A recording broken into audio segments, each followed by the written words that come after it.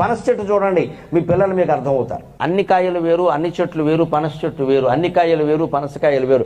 మామిడికాయలు చూడండి, ఏ చెట్టుకైనా మామిడికాయలు ఉంటే అన్ని ఒకలాగా ఉంటాయి సుమారుగా, ఒకటే సైజు. పిందులైనా అంతే, పళ్ళైనా అంతే, ఒకటే రుచి సుమారుగా. వేప చెట్టు కూడా అంతే, వేపకాయలన్నీ ఒకలాగా ఉంటాయి, ఒకటే రుచి చేదు. నేరేడుపళ్ళు అంతే, ఏదైనా అంతే.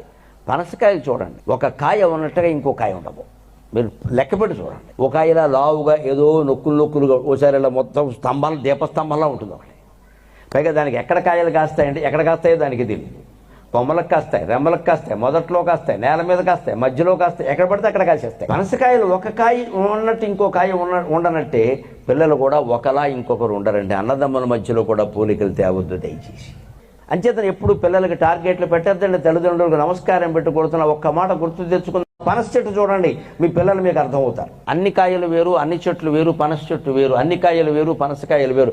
మామిడికాయలు చూడండి, ఏ చెట్టుకైనా మామిడికాయలు ఉంటే అన్ని ఒకలాగా ఉంటాయి సుమారుగా, ఒకటే సైజు. పిందులైనా అంతే, పళ్ళైనా అంతే, ఒకటే రుచి సుమారుగా. వేప చెట్టు కూడా అంతే, వేపకాయలన్నీ ఒకలాగా ఉంటాయి, ఒకటే రుచి చేదు. నేరేడుపళ్ళు అంతే, ఏదైనా అంతే. పనసకాయలు చూడండి, ఒక కాయ ఉన్నట్టుగా ఇంకో కాయ ఉండవు. మీరు లెక్కపెట్టి చూడండి, ఒక కాయలా లావుగా ఏదో నొక్కులుగా ఓసారి ఇలా మొత్తం స్తంభాలు దీపస్తంభంలా ఉంటుంది ఒకటి. పైగా దానికి ఎక్కడ కాయలు కాస్తాయంటే ఎక్కడ కాస్తాయో దానికి తెలియదు. కొమ్మలకు కాస్తాయి, రెమ్మలకు కాస్తాయి, మొదట్లో కాస్తాయి, నేల మీద కాస్తాయి, మధ్యలో కాస్తాయి, ఎక్కడ పడితే అక్కడ కాసేస్తాయి. పనసకాయలు ఒక కాయ ఉన్నట్టు ఇంకో కాయ ఉండనట్టే పిల్లలు కూడా ఒకలా ఇంకొకరు ఉండరండి. అన్నదమ్ముల మధ్యలో కూడా పోలికలు తేవద్దు దయచేసి.